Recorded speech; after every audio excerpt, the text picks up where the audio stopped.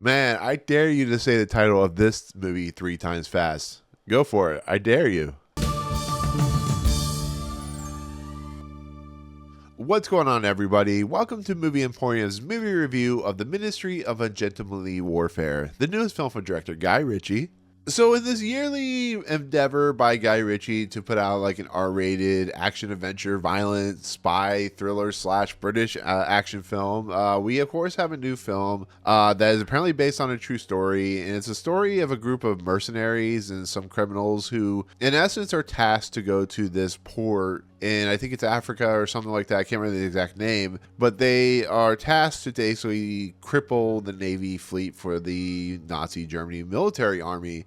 In the process, we have people like they're played by Eiza González and Babs Olusanmokun. Sorry if I mispronounced that. Who are basically tasked to keep them occupied while this other group of individuals, played by characters like Henrique, Cavill, Ritchson, Henry Golding, Alex Pettyfer, hero Finis Tiffin, and it basically becomes this mission that apparently was a true story that was not authorized by the military of the British Army, but was unauthorized by people like Churchill and Ian Fleming and this character named Brigadier Gubbins M. And it basically is an action spy thriller that's very, very violent, and it's another Guy Ritchie film that he releases every type of year. Now, with that said, apparently this is a true story. Of course, I've never heard of this before, as most people haven't. You know, with it being Guy Ritchie, you usually think it's something that he came up with in his own crazy little head, because he's a guy that is very much of a British sense. He's an individual that puts out some really interesting, over-the-top, silly, violent films,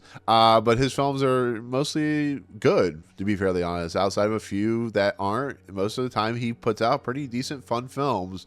And, you know, he's done Snatch and Lock, Stock, and Two Smoking Barrels, so he's very competent at what he does. But this film seemed interesting. I mean, it didn't look like it was going to be anything special, but, you know, you also have Till Schweiger in this movie, and you have, you know, Rory Kinnear playing Churchill, and it's a film that looked like it was going to be fun. That's all you can kind of put it down to. And the reviews are probably going to be pretty standard for his type of films, you know, the 70% on Rotten Tomatoes or something like that. But you cannot not go sometimes into a film and just want to be entertained, to be fairly honest. And that's kind of what I was hoping for with this film, especially with its crew. You know, Guy Ritchie's done stuff like The Gentleman, which was very fun. You know, Wrath of Man was very fun. He's just a very entertaining director, except for Aladdin, which we won't talk about. And it's, of course, produced by Jerry Bruckheimer. But with that said, for my honest review of this movie, what did I think of it?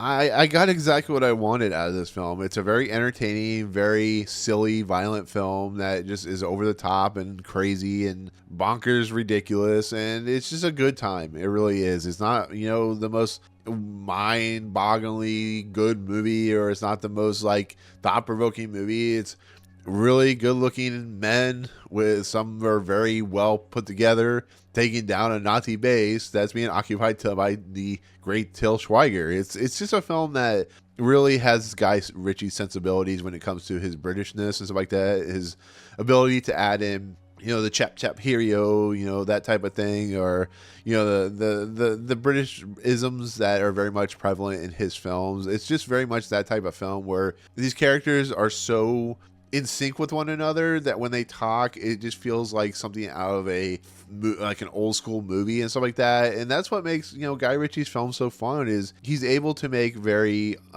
unauthentic but also very charming characters out of violent individuals. It's like, you know, kind of like Inglourious Basterds out of the way, you know. They're very violent individuals, but they do it with like panache and charm, and it's just, that's what this film is doing. And then you got like the other side, which are, you know, the woman, the only woman in this movie, and of course you have the guy who is the guy from Africa, or however he's from, or British African American, and they are doing their thing where they're trying to keep the Nazis occupied. The one guy that was played by Babs is basically, he opened a bar as a front, and she has to come in and she has to, you know, woo this character played by Till Schweiger. And it's just, you watch them and they do their thing, and it's not really deep in a lot of levels, but it's crazy to think that this has actually happened, because, or at least part of this, most of this happened because of just kind of how outlandish and crazy it gets. But that is World War II. That happens. That's the thing that just kind of is the thing it is. But I just found it just, you know, from the get-go, from the moment it opens, it's just a very fun, entertaining movie. It's a movie that feels unrealistic, but also feels just what it is. It's what movies need to be sometimes. Is, you know, a very kind of interesting, fun experience, to be really honest. Sometimes you don't need a civil war. Sometimes you just need men and women just fighting and killing and just, I don't know. I really had a lot of fun with it. Like I said, I feel, you almost feel bad for the Germans a little bit, because they're like, every German they come across, they're just like killing and maiming, but it's kind of the point of the movie. But like I said, the kind of the British army, they're engaged with this, the military generals and Churchill and stuff like that. They're over the top and silly. Like I said, you know, Ian Fleming is one of the characters in this movie, and I guess this is a true story. He was really part of this mission and stuff like that, and that's why he based his James Bond character off Gus March Phillips, which is the Henry Cavill character. I don't know. I just had a lot of fun with this movie. The action set pieces are very much Guy Ritchie at this point. They're over the top. They're insane. They do crazy things. You know, they have to go rescue a character played by Alex Pettyfer, and it's a really funny scene. It's a really charming scene. And it's a really violent scene, and they do a really nice job with it. With that said, it's not the most competent movie in the world.